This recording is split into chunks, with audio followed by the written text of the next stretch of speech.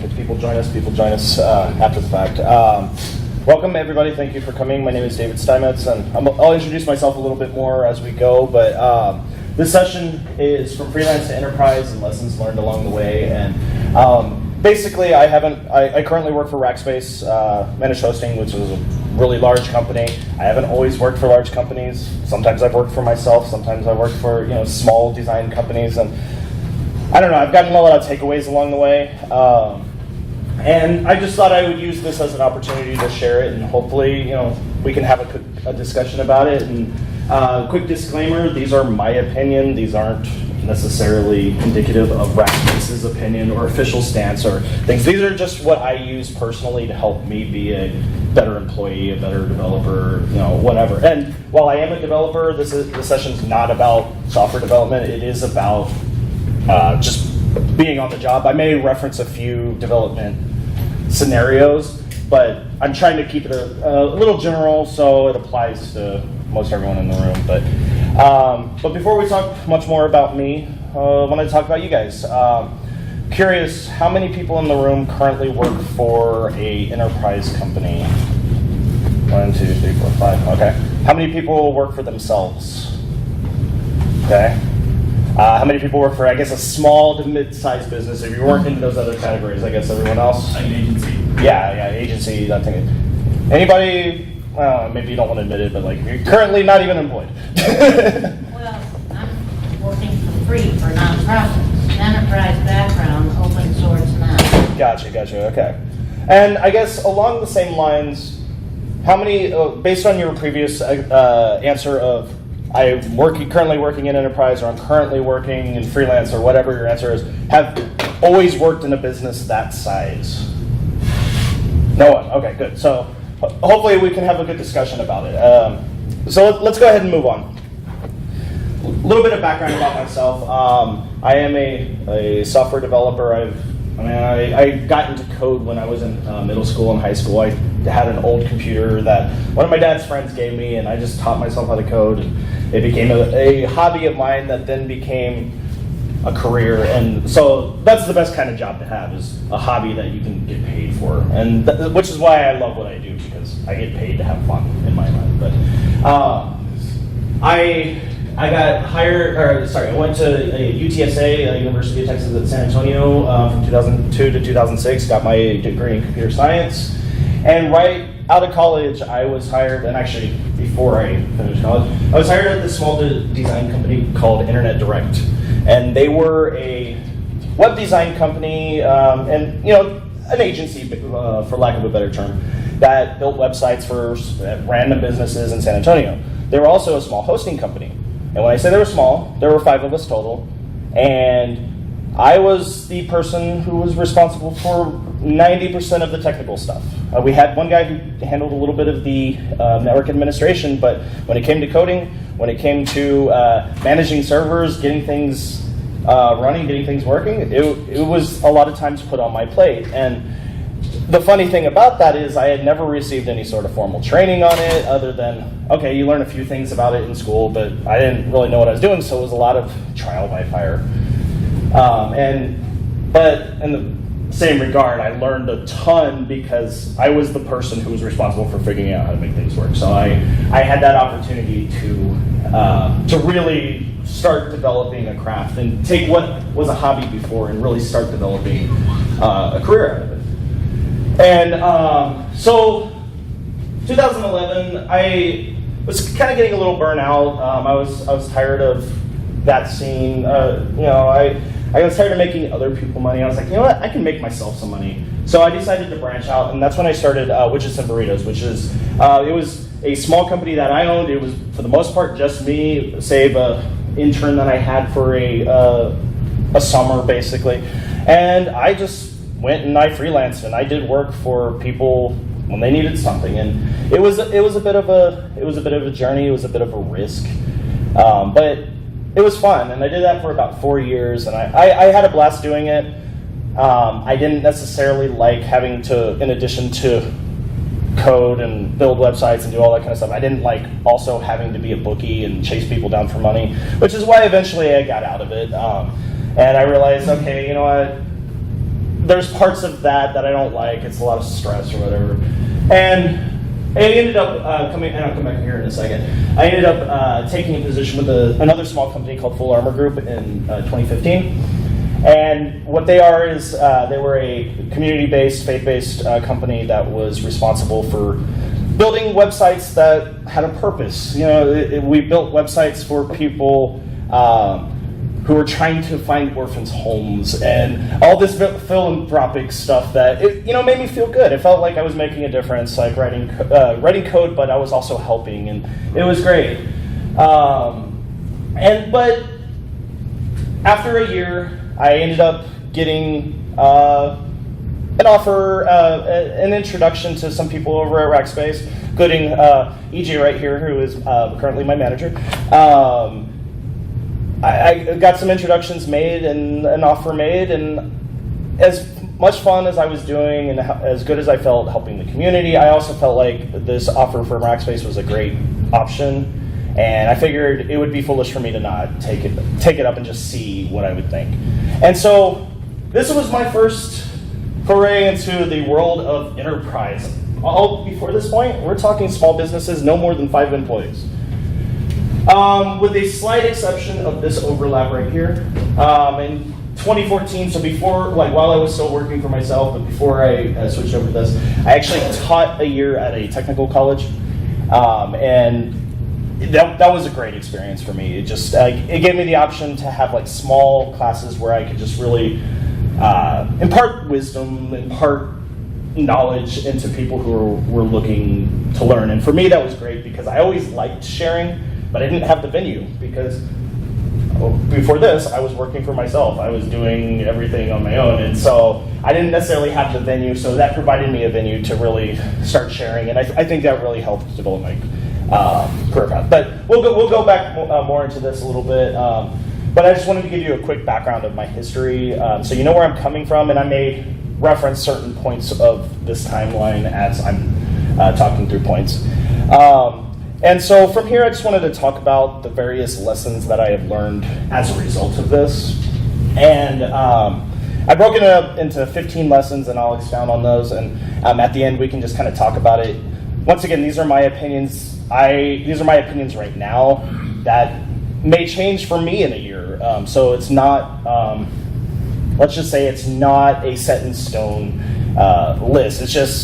It's how I feel right now about this. And so I just wanted to share that and be open about that. But without further ado, let's get into the lesson. So for me, one of the important things was always developing problem-solving skills. I don't want to be I don't necessarily have to be the best developer, the best person at my job. What I want to be is a person who's great at solving problems. And this was something I learned early on in my college career. And I had a college professor one time say, why do you think your college program requires you to take all these unrelated courses to what you're studying? And that was always a frustrating point. It's like, why do I have to take this class? It has nothing to do with what I'm trying to do. And one of the things he said was, we make you take these classes because they teach you to learn how to solve problems. And for me, that made a lot of sense. And I started realizing, that's a really important thing. And a lot of times what happens is when we're working, we get complacent. We get used to the routine of our day-to-day that we forget to continue to try to solve problems. And so what I do is I make an active point to keep my problem-solving skills sharp, which means I put myself in a place where I have new problems to go solve. And just ways of doing that, there's a website that I use, brilliant.org. It's like daily math problems, and I love math, so those are the kind of problems I love to solve. Maybe you have other things. Look for an avenue that challenges you to solve problems. I also like coding challenges or Sudoku or logic puzzles. Those kind of things I think help stimulate my brain, and they keep my problem-solving skills sharp. Additionally, helping friends and colleagues solve problems. I think that's a great thing for me too. If I'm just talking to someone and they're having a problem, well, is there a way I can help? And maybe I can provide them a solution. Now, I don't necessarily want to take over their lives and try to force them down my solution, but if I can interject and I can help, I feel like that helps me personally, in addition to helping others. That makes sense? And then the other thing I like to do is just study creative solutions. If someone had a interesting problem and they came up with a really creative solution, I think if you see and learn lessons from other people, I think that really helps your ability to solve those problems. And so for me, once again, I don't necessarily have to be the best developer at Rackspace. I just want to be someone who can solve a problem when it's presented to me. And I think I've done a good job, but I don't feel like I'm done. That's why every day I practice and I hone those skills as much as I can. And granted, sometimes on the job, you're problem solving, and that's what the job is, but if that's your only source of problem solving, maybe you should look and see what other avenues you have. Cool? All right, number 2, don't reinvent the wheel. This is something that I was horrible at. So just asking the question, has someone else already solved your problem? And maybe they've already solved 90% of the problem, but it's not 100%, and how do you make that leap? And a lot of times I would just get frustrated and just say, you know what, forget it, I'm just gonna do this myself. And the problem with that approach is a lot of times I did things that made sense at the time, but then if I go look back 2 years later and it's like, oh, why did I do that way? Interesting example of that, there was a Drupal website that I was building, and it was a Drupal 7 site. It was only a few years ago, and I needed a very customized path into registering users for Drupal, and instead of using the facilities that Drupal provided and contrib modules to help facilitate that, I was just like, you know what, screw it, I'm just going to build my own user registration process. That wasn't such a great idea. In hindsight, I wish I wouldn't have, and here's the biggest reason why, is it might be quicker to build your own solution, but what about future maintenance? And the other thing is, you're not going to always be the maintainer. I left that in someone else's hands when I decided to take another job. And now I'm like, well, crap. Well, I hope those people don't hate me because I left them this weird custom thing that I thought at the time was a good idea, but in hindsight now I realize wasn't. And which brings me to this point here. Just because you can doesn't mean you should. I think that's a valuable lesson just to take away from this. Is just because you can do something doesn't mean it's always the right idea. All right, sharing knowledge. So for me, the way I really know that I know something is if I can explain it to others. And so for me, oh, did I skip this? I'm sorry, I skipped this slide. Always be learning. Learning out of necessity. For me, trial by fire, I guess. I told you about my time at Internet Direct. When you are on a job and there's no one who knows what they're doing and knows how to solve a problem, you kind of get stuck trying to figure out how to solve it. Well, for me, trial by fire, learning out of necessity was a great thing because it made me figure out how to make things work. And on the flip side of that, though, sometimes because I was so busy trying to solve other people's problems, or all these other problems, I would get too busy to actually go and learn the things that I felt like I should be learning. And with that in mind, I would say don't get too busy to learn new things. I actually had this fear. It was when I was working when I was doing widgets and burritos, when I was a freelancer, I remember towards the end there, I started waking up in the mornings and just thinking, man, I'm seeing all these things that people are doing at DrupalCon and Texas Camp or things like this, and I'm like, I don't even know what the hell that stuff is. And I woke up with this fear of, man, I'm going to be behind the curve one day if I don't do something about this. And there was times I would get too busy because, hey, I have all these paying contract projects that I have to go complete. And so I allowed myself to, in many ways, get behind the curve. And there's a lot of things that I wish I would have known that I learned embarrassingly late. And here I was selling myself as a professional web developer, but yeah, in many ways I felt like I was selling people technology that was years behind the curve, and I didn't want to keep doing that, and so I looked for opportunities to start learning, and it was at that point when I started making those realizations that I started connecting with people, and I started seeking ways to try to resolve that problem before it got too late. But one of the things I did was I used each project as an opportunity to learn something new. So if I was building a website and I had read, well, okay, somebody's using something like Sass to assemble CSS, well, I used that project as an opportunity, the next project on my list, to say, well, let me see what happens if I try to use Sass instead of just writing the CSS like straight out.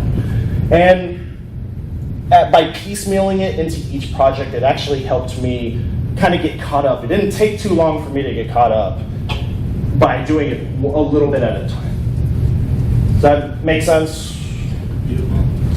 Okay. And then another big thing that I really didn't have up until, let's say, about 1.5 years ago is a mentor. For me, I don't know if it was just pride or what it was, but I lived in this world where it's like I didn't need any other developers telling me what to do or telling me I was wrong or anything like that. So I just lived in a world of isolation, and I had no one to talk to, no one to ask questions, no one to let me know when I was straying off the path. And it wasn't until I actually realized that I needed that to help guide me that I really feel like a lot of good movement started happening in my life professionally. And so I think the importance of having someone to mentor you, it doesn't matter what your job title is, what scale you're at. I mean, you could be the VP of a company. You still should try to find someone to get advice from, whether or not that's someone who's above you in a title or equal, or just someone who can help impart wisdom and keep you from doing stupid things. Like, that's really what I needed. And I can't stress the value of a mentor more, honestly. Yes? Sorry for interrupting you. No, you're fine. So, who's your mentor? Are you allowed to say? Yeah, I'll say I consider 3 people my mentor. One of them is actually David Porter. I don't know, for those who were here yesterday, he and I actually did a training on certification. He is probably my chief mentor. Like, I look up to him, and he's also my coworker, which helps. But I met him before I got hired at Rackspace, and he's just someone I can go to, and I can air my frustrations. I can say, hey, does this make sense? He'll give me his opinion about those kind of things. So that he's like definitely my technical mentor. I have another technical mentor. His name's Paul. He's based out of the UK, but he's another team member of ours. But I feel like every time I ask him a question, he's just shedding all kinds of knowledge for me. And then I have a more less technical, more professional mentor, and that actually is EJ right here, and he is my boss, and I look up to him tremendously. I can't tell you how many times he and I walked around with Rackspace and just talked about, hey, look, this is what's going on. This is how I feel about it. But being able to communicate to someone about that kind of stuff, man, it takes all the load off my shoulders. Yeah. When I worked for myself, I mean, who did I have? I had my wife to go air my grievances to, but she didn't know the specifics of my situation. She didn't know exactly what I was doing. She didn't know the technical aspects of things. And so all I was doing really in that case was just venting. I wasn't actually feeling like I was necessarily getting a lot of resolution there. And I'll tell you, from the time before I started at Rackspace and now the time Rackspace and after, my stress levels are like gone. And there are other factors too. There are personal factors related to that. At the same time that I got hired on Rackspace, my wife and I actually had a baby, and let me tell you, that little girl, she keeps my stress levels down too. She's always giggling, and it keeps me good. So there are other factors than just that. But you know what's great is just not being stressed out about work. Like, have anybody ever been stressed out about work? Like, it's just yeah. And I'm not going to say there's nothing that ever stresses me out, but the amount of stress that I carry now versus the amount of stress I carried then, dramatically less. And that has nothing to do with Rackspace per se or the company I work for. It has to do with the fact that I do have mentors that I can air my grievances to, but not even grievances. I can run ideas by, and I also get validation from them. When they say, oh yeah, that's a great idea, all of a sudden I'm like, yes, I did something right, and it makes me feel good about myself. So it's not just about having someone to complain to. It's about having someone to encourage you and keep you sharp and things like that. So, any other comments or questions about that? Sorry, I know that was a little bit of a tangent. No, it's okay. Cool. Thank you. Yeah, no problem. All right. The slide I kind of jumped the gun on before because I had the preview mode on. Sharing your knowledge. So for me, teaching actually reinforces what I know. And so in addition to finding someone to mentor me, who am I mentoring? And as a result, what I've actually done in the past year is I actually found a college kid, freshman in college, who's getting into computer science, taking the same life path that I did. I just meet with them monthly, and I'm just saying, hey, how's it going? What can I do to help? And I'm teaching him along the way, and I'm giving him the experience that I wish I would have had when I was going through college. Because I think it's valuable to give back, but I also think it's good for me because it helps reinforce what I know. And so by sharing what I know with someone else and the lessons learned, like these lessons that I'm talking now, if someone would have just like kind of shook me when I was in college and let me know, hey, don't worry about these things, let's focus on this, or here's maybe some guidance, this is my advice, I might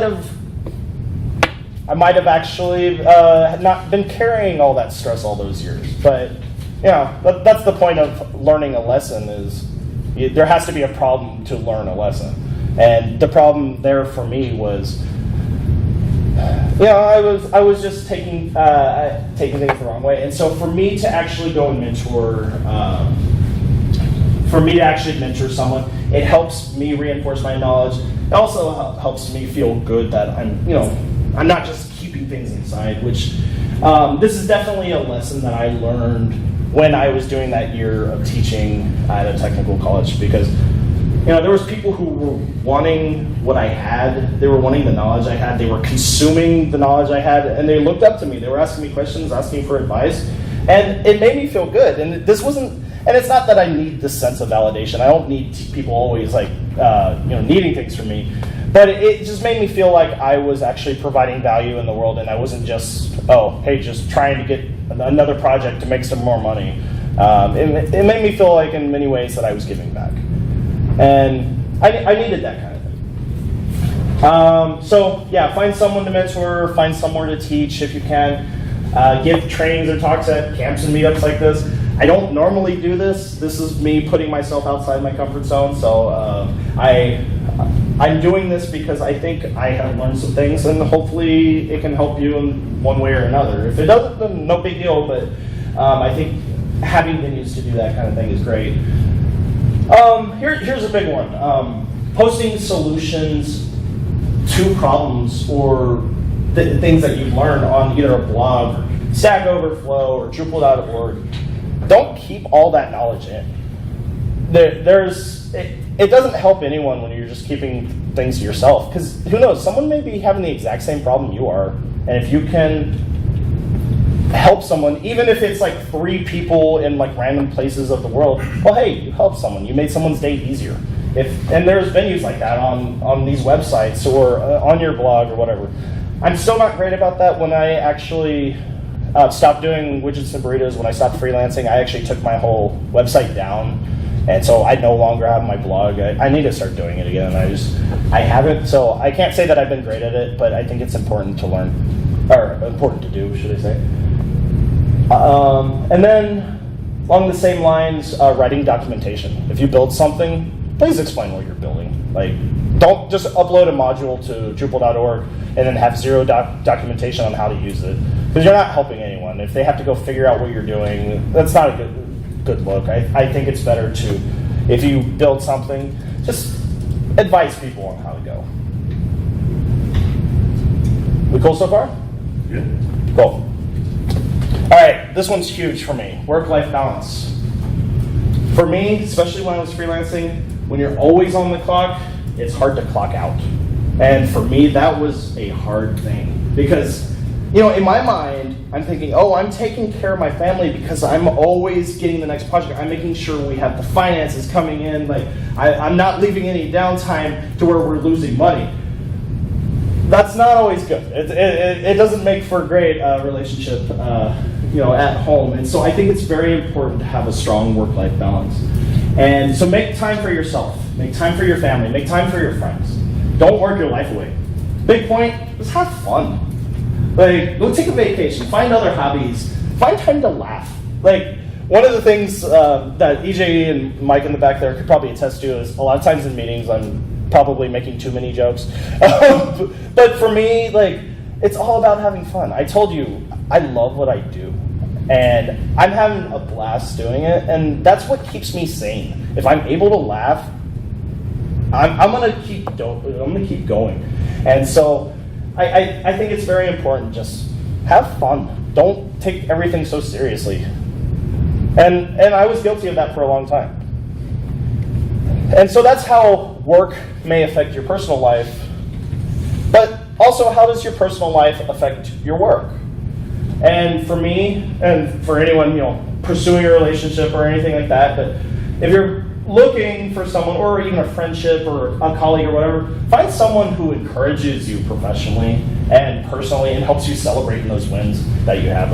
I'll tell you, my wife, she is the biggest cheerleader of my career. Like, she wants me to do well, and it's not so we have more money. She wants me to do well because she genuinely loves me and wants me to succeed. And she will reinforce that as we talk about things. And in the same regard, I am also her biggest cheerleader too. She has a job. I don't feel threatened that my wife works or anything like that. I want her to succeed as well. And I push her to do what the best things she can for her career. And I think it's important that to have some sort of support system. And I obviously, not everybody can change their home life as a result of my talk. Please don't do that. But if there's any lesson to be there, try to surround yourself with people who push you and encourage you. And I will say, I would not be half the man I am without a wife driving me to be better. And she makes me better, and I want to make her better too. And I think that's a good balance that we have. So, yeah, work-life balance is important. Valuing your time. So, you've heard the expression, time is money, right? For me, that is actually, true. When I was a freelancer, every bit of my time was, this project takes this amount of time, this means X amount of dollars. For me, I actually established a, quote, monetary value for my time. And it was a number that I would keep in my head to say, if something's going to take me this amount of time, and then something else is going to take me this amount of time, or is going to cost that much money, I would weigh and balance decisions based off of that. A simple example, mowing the yard, right? I could go spend 2 hours in the yard, and I could go mow the yard, and if I value my time at $100 an hour, let's just say, then that's $200 of my time. If I could pay the neighborhood kid to do it in 40, well, hey, maybe that's a better use of my time. That said, you can't make every decision that way. There's other values to include too, including the emotional and therapeutic aspects of things. I love mowing my yard, so that was just used as kind of a silly example, but it actually helps relax me, and that's, I think, a better value than money itself. But I think we can't dismiss that, but I think it's a good way to at least identify what is a good use of your time. If you can say, my time is worth X, and this is something else, well, then it may help be a balance to solve problems. At least it is for me. This may be something everyone else disagrees with. This is how I do it. And especially when I was a freelancer, this is how I learned to do it. Another example of this, anyone familiar with Shipt? All right. Shipt is a grocery delivery service. It's one of the great things that the internet boom has brought us. My wife and I had a baby, and I was working a lot. She was at home for a little while, but it was going to the grocery store was a pain for a little while, and we pay a little extra every month so someone will bring our groceries to us. It's a little thing. It's kind of a silly thing, but you know what's great about it? That's that much more time we have to play with our daughter on our floor, and that's just a great thing, because my baby is not going to be a baby anymore. She's already over a year old, and that stresses me out. Like sometimes thinking about that, it's like, where's the time gone? But I get that time back because I don't have to go worry about, well, do we have enough bananas? Like, that's a good example, I think, of how you can value your time, is just use the service to spend the quality time you need with people or things like that. So that I guess is the point I'm trying to make there. Is that clear? Sorry, I don't know if I communicated that well. And then along the same lines, for me, it's important to deliver projects on time. And this comes back to me being a freelancer, and if I didn't finish something, I wasn't getting paid. Even though I'm no longer a freelancer and I don't work in a company where that's the paradigm anymore, I still have that philosophy because, for me it's important. My time, like I said, my time is my money. So if I run out of time, or if I'm borrowing time from the next sprint or the next week or whatever, I'm robbing myself of being able to get done what I want to get done. And so time being my currency, I think makes it important for me to try to get things done as quickly as possible. It doesn't mean I skimp on the details. I still make sure I do things right. But I think it's important if you say you're going to do something, to do it. And I think that's something a lot of times, especially in larger companies, people can sometimes, whatever, it's going to take an extra week. Sometimes there's external factors. You can't dismiss that. But I don't want people waiting on me. That's my point there. If a project's going to get delayed, it's not going to be because of something I didn't do. It's going to be because, we didn't have all the requirements. And that's how I carry myself personally. Cool? Taking ownership of your role. So, as a freelancer, a business owner, when I went out in public, and I owned what I did. I was just like, oh yeah, I'm a software developer, I build websites, whatever, how can I help you? I had this sense of pride and ownership of what I was doing. Well, a larger company, let's just say, Rackspace, there's 6,000 people there. Well, not everyone there necessarily has that feeling of ownership that they are that same representative of the company. And that's the nature of the work. I don't carry myself that way. The way I carry myself is, this is what I do. I love what I do. I'm having a good time. As far as I'm concerned, when I'm in public, I am the public face of Rackspace. And I want to make sure that I am presenting it well. I want to do my due diligence as a representative of that company to make sure that I'm not talking bad about my employers or my managers or my coworkers and things like that.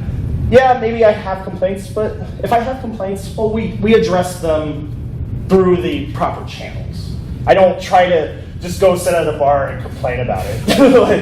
and let's be honest, there's a lot of times in larger companies where people get together and they'll do that kind of stuff, and I refuse to let myself do that. And that's just kind of a personal thing there. But also establishing value. So it's easy. So when I was a freelancer, I was the man. Coming into Rackspace, it was easy for me to think, man, I'm one of almost 6,000 employees here. How am I going to stand out? What am I going to do? And what I did is I just made a point to establish my value. For me, it was a big thing to not allow myself to feel like just a cog in a wheel. I wanted to make myself matter. And so I told myself, look, you are an important part. And I made sure that I established myself as a valuable member of the team. And, so I'll say this point. Don't treat your job like you're just some interchangeable part. Regardless of whether or not that's a reality, yeah, sure, there are risks associated with working in a large company. I don't feel like I'm an interchangeable part. I may be, but I don't feel like it, and so I work every day like I am a very valuable and important part of the team, and the company can't go on without me, and I'm here to prove that. And that's what keeps me going. That's what keeps me driving further and further. And once again, be careful what you say in public, especially if you're adorning company gear. Like, I'm wearing a Rackspace shirt. We have Rackspace backpacks. So y'all may have your own company gear that you wear. Well, what are you saying in public? What are people hearing? You're projecting images about your company when people hear this stuff. So just be careful. I'm saying bad things about Amazing, but I don't work there, so. Okay, well that's totally fine. Right. Just kidding. Setting periodic goals for yourself. This was something I didn't do until I started Rackspace. It's actually, I guess, sort of a requirement we have that we set annual goals for ourselves, and they're actually tracked through the system. It's something I wish I would have done before I ever got to Rackspace, because besides making money, what exactly are you trying to accomplish? There's a lot more to life than money. And yeah, great. I'm building these websites, whatever. I'm getting all these projects. But what is my end goal here? And I think the importance of using a goal-based system is it gives you this clear metric of success. You can say, well, hey, this year my goal, I want to go get the Drupal 8 certification. I want to get up here and give a training. I want to get this amount of work done or something like that. And these are all goals that I have personally. I can, at the end of the year, say, yes, I met my goals, or I didn't meet my goals. And what happens then is it gives me a clear metric of whether I succeeded or I failed. I didn't have that mentality when I was working for myself because no one ever told me I should. And because no one ever told me, I never really thought about it, and it was just it would have been a waste of time. But it's important to have goals for yourself. And to that point, make goals that are achievable, but they challenge you. I don't pick the easy, low-hanging fruit goals. I pick ones that it's going to require me to work a little bit, but I'm going to feel a lot more reward by attaining them. But in the same regard, don't set too many goals. If you set too many, then you're just going to stress yourself out. And setting goals that make sense for you, not other people. My goals, they're not the same goals that EJ has, or the same goals that Mike has, or the same goals that anybody else in this room is going to have. My goals are goals that make sense to me. And the reason why I do that is because I realize I'm a different person. I work at a different pace than other people. I have different priorities. And so I'm going to set goals that I feel like I can attain, not that someone else is going to attain. And so maybe you set goals that are a little more lenient than someone else, or maybe more strict than someone else, and that's dependent on you. And as I was kind of talking through this, EJ had mentioned that there's a concept called SMART goals, which is basically this, but with a fancy acronym. So if you're looking for something to Google around goals, go Google SMART goals, and it's basically this with a little bit more science behind it. So, all right, we good? Any questions so far? Cool. Lesson 9, finding your community. So once again, I kind of told you that I lived in this isolated bubble. I lived in a world by myself. And it wasn't until, I don't know, around the same time I started at Full Armor Group that I finally decided, you know what, I'm going to get involved in a local meetup group. And what that group was the San Antonio Drupal user group. And it was through that meetup that I actually ended up meeting David Porter and EJ, which eventually brought me into Rackspace. So just from a purely career advancement sort of position, it was a very successful meetup for me to get involved in. But in the same regard, career advancement aside, what it also did is it gave me some peers. And when you're working on things in isolation, when you're working by yourself, sometimes it feels like you don't have any peers. Those local meetups, man, they'll give you some peers. For me, I didn't go for the longest time because, I don't know, I didn't feel like I needed it. And now I'm kicking myself because I wish I would have done it much earlier in my life. Because I definitely see the value of it. To that point, coming to things like these camps, DrupalCon, wherever, it gives you the ability to network with people who do the same thing you do. And it also helps establish, I guess, a sense of purpose. Like, for me now, like, I wasn't part of the Texas camp organization planning team or anything like that, but David was, and so because he was, I felt like I had some insight into to the process, and I felt like as a result, I could contribute to Texas Camp, and I could help make Texas Camp better. Whether that was me doing a session, helping with a training, maybe it's just talking through some issues or concerns that maybe the planning team was having with David, and just saying, hey, here's what I think about it. Whether they took any of my advice or not, I don't know. But it was just good for me. Like I felt like I had some importance because I was involved in something that wasn't just me. And so I think the importance of these kind of meetups, whether it's a con, a camp, a local meetup, whatever, I think it's important. Also, open source. We're all here because of Drupal. Drupal is open source. I don't think I necessarily need to reinforce open source, but I'm going to anyway. Open source is more than just code. So, I'm a software developer, but maybe not everyone in this room is. And so if you're not, well, there's ways to contribute. They need help with documentation. They need help with UX. They need help with design. They need help with infrastructure and business experience. I mean, there's all kinds of value that other people can provide back to Drupal or other open source projects that are invaluable, and they welcome that. And I think it's important to get involved with open source projects. But along the same lines, for me, GitHub and Drupal.org, those are my resume. Those are the things that I can just point to someone and say, hey, look, this is what my professional qualifications are. You want to go see? No, it's not a bullet point list.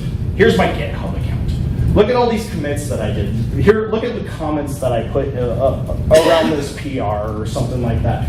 It allows me to develop my own personal resume, which, I'm not looking for other jobs, by the way, so don't get worried, Agent. But, if for ever any reason I found myself needing to look, well, I have all of this stuff available that I'm just making look better and look better and look better. Additionally, for me, once again, I worked in isolation, so I didn't have any group or team experience. I didn't have anyone reviewing my code. Open source is a way to get that experience. There was a company actually here in Austin that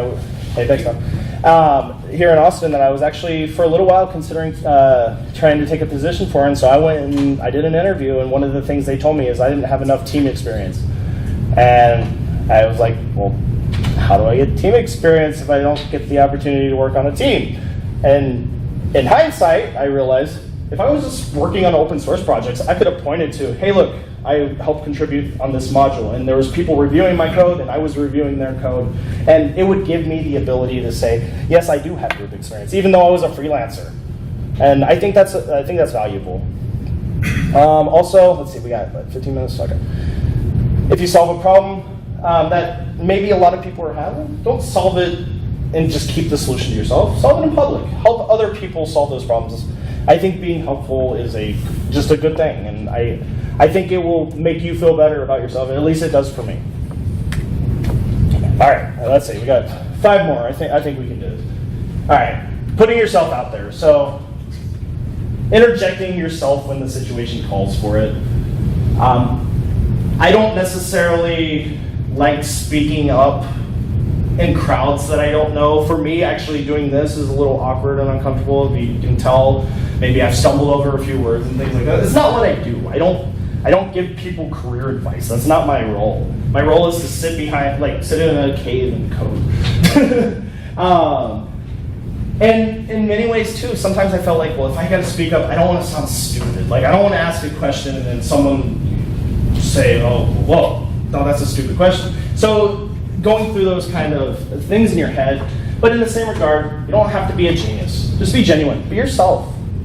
It's okay to make mistakes. It's okay to be wrong, to fail, and it's okay to ask for help or advice. And here's another one too. Just because someone has a better job, well, let's say, quote, better job, or a, quote, works for a better company, doesn't mean that you have nothing to offer.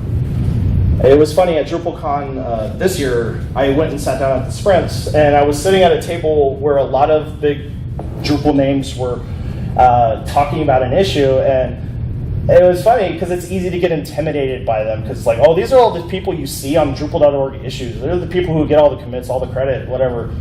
And I was able to have just a conversation and provide some feedback and just say, hey, this is what I think. And I felt like they heard me. And it was a little intimidating because these are the big names of Drupal, but yet I was able to have that communication with them. And I felt like had I just sat there quietly or not shown up at all, I would have missed out on that opportunity.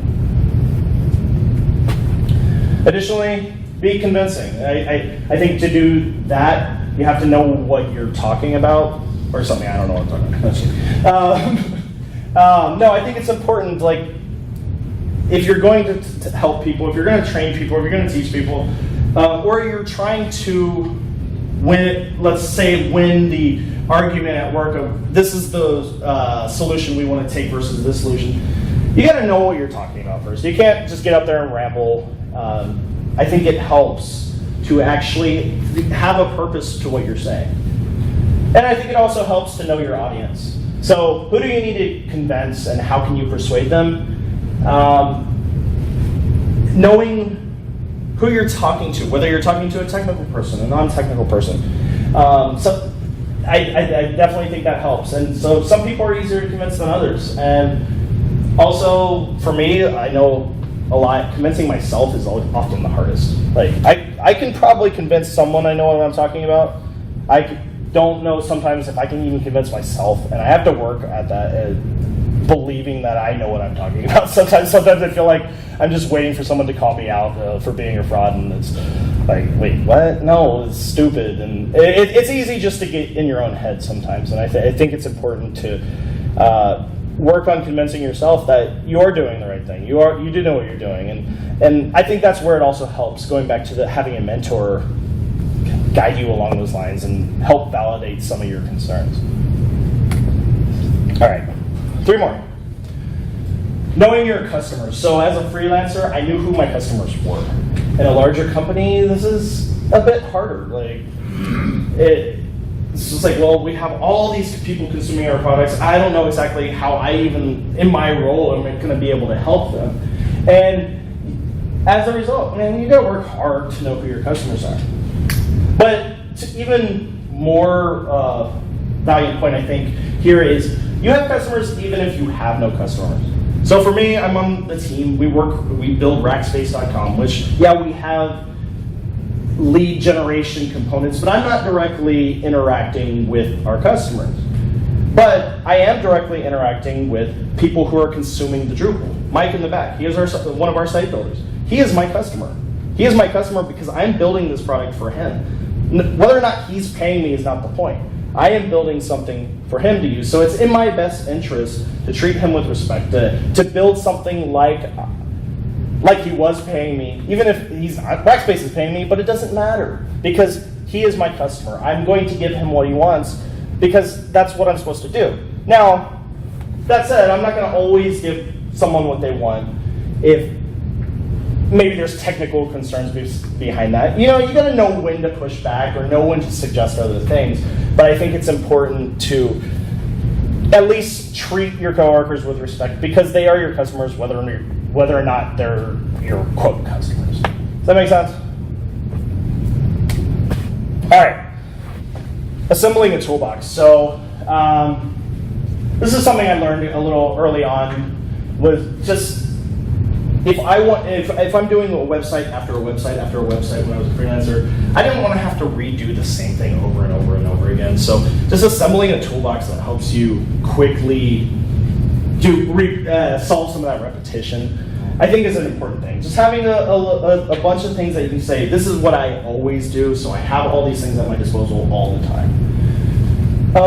In the same regard, look and see what other people have in their toolboxes. What is something that someone else uses? Because, yeah, maybe you've been using a hammer all your life, but it turns out, hey, you could have saved yourself a lot of time by using a saw. I mean, that's not a good example, but but in the same regard, maybe you have been misusing tools, and if you find a tool that's actually applicable to what you're trying to accomplish, because someone else has it in their toolbox, I think it's a good, valuable way to learn that lesson. And then also, what tools do you currently not have in your toolbox but you want to add? For me, those were things like, especially before I got into Rackspace, things like writing tests for my code, continuous integration, that kind of stuff, seamless deployments, those were things that I didn't have. I wish I would have had those. And so for me, those were my personal examples. But there may be other things, and maybe you're not in a technical role, but maybe there's something that you don't have in your toolbox now, but you want to add. And I think it's worth taking the time to see what those things are, identify what they are, and see what it's going to take to actually introduce them into your toolbox. Cool. And last one. Don't judge a person by their resume. Yes, pre-existing experience is important, but for me the most important thing is someone teachable. I would say in my mind a teachable junior candidate can outperform an unteachable senior level candidate. If someone is preset in their ways, they've got preconceived notions on how things are going to do, you're going to have nothing but arguments with them. But if you have someone you can train and develop and just say, hey look, this is how we're doing it, I don't know. For me, that's the kind of person that I would want to work with. Also, just from a fun standpoint, I think a lot of times, are there software developers in the room? Yeah, a few? Okay. Every time I've gone through a software development interview or something, they always ask me to write code. What I've never been asked is to actually review code. And that was one of the things that we ended up doing a while back when we interviewed someone, and it was great because I got to see some insight into the way they thought. And I think if you're ever in a position to hire someone, especially a developer, get them to review some code and just see what they come out with, because I think that provides a lot of insight into their thought process. And maybe you're not in a code position. Well, present them with a bad process or a bad whatever it is you work in, and just see if they can identify the problems with it.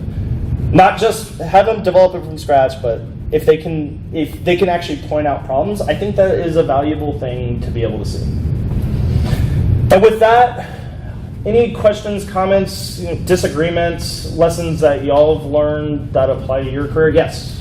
I would say there are no failures around unless you don't learn from them. So just don't make the same mistake twice. Yeah. There are no failures if you learn. Right.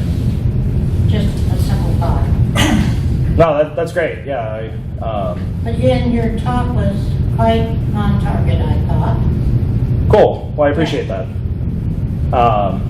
Yes. So this is kind of a short story. Earlier this year, the beginning of this year, last year was kind of difficult for me as a developer in an agency because I felt kind of stuck in the work I was doing, and it was just very repetitive, and I was like, I'm not learning anything new, I'm not really advancing my technology skills, and it just kind of sucked because all my mentors that I worked with had kind of left. And so I was like, well, you go to DrupalCon or these camps and you see other technologies, you're like, we should be doing that. Mm-hmm. Why am I not doing that? And so I was like, man, I maybe need to go work for another agency, I need to go apply somewhere else. And so I had this thought where, there was another agency who I followed their blogs and they write really great content, and they were hiring, so I went and applied to this agency. And the reason why I applied was either two things are going to happen. I didn't want to leave my agency because I really liked my company and I liked the stuff we were doing, but it was just stale. Either two things were going to happen. Either A, they were going to say I didn't have the right skills or experience that they were looking for, or if they were going to hire me because they did have that. It was kind of like a test for myself to just go apply another job and see if I would, make the cut.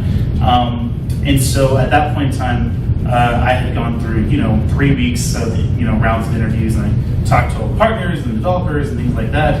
And then they offered me the job at the very end, and I was like, well, I feel a little better about myself. But then at the same time, I was kind of airing those grievances to my own team, just because I was just completely transparent throughout the whole process. I was like, listen guys, I'm just really bored, I'm not sure what we're doing. And at that point in time, we had partnered with another agency, and then they had some DA projects, and we started swapping resources. So they gave me some opportunity to work on some new things, learn some DA, and kind of spread my wings a little bit. Yeah. And so now we're running an internship program in the summer, and so it's kind of like now I get to teach other people the things I've learned over the past 4 or 5 years. And it was just kind of like a weird experience for me. But if you're feeling stuck, don't be afraid to to jump in a pool with other people who you have never met before, and Cool. see if you can learn something from them. So, Yeah, no, that's cool. Yes. Well, so part of what I hear you saying is communicate. Nobody can read your mind that you're bored.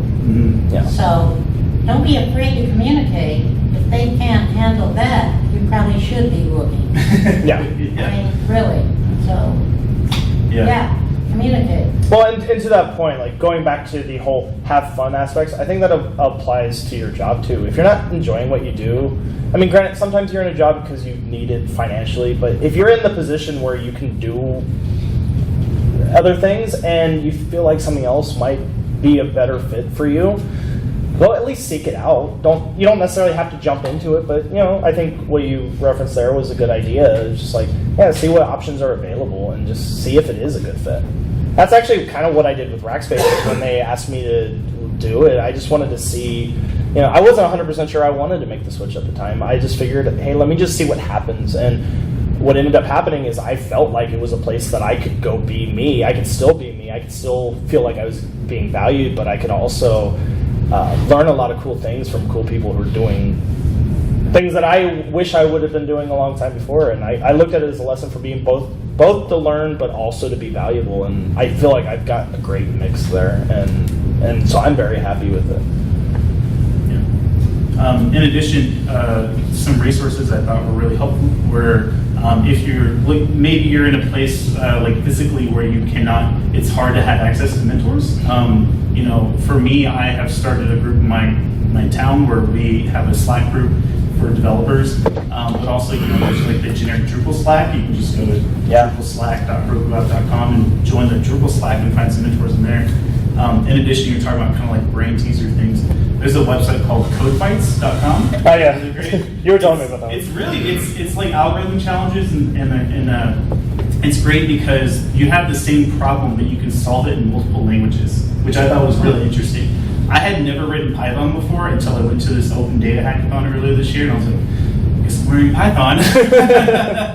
And so, it's interesting to see the solution, the same solution in different languages. Yeah. Which is kind of eye-opening. You're like, oh, I never thought about something that way. Yeah. And it's great because there's more, the expression, what is it? More than one way to skin a cat. I don't know why so many people are interested in skinning cats, but but it's true. I mean, there are multiple ways to solve the same problem, and I think it's good to see the way other people do it. Like, I think it's valuable, but no, that's great. I definitely agree with you on that. And to that point, I think we're about wrapped up, but if you don't mind, provide feedback on the joined in talk. There's a link there, or if you go to texascamp.org and just click on the schedule, you should be able to get in there as well. But hey, I appreciate the time, and thank you so much for coming. And Small crowd. Thank you. yeah.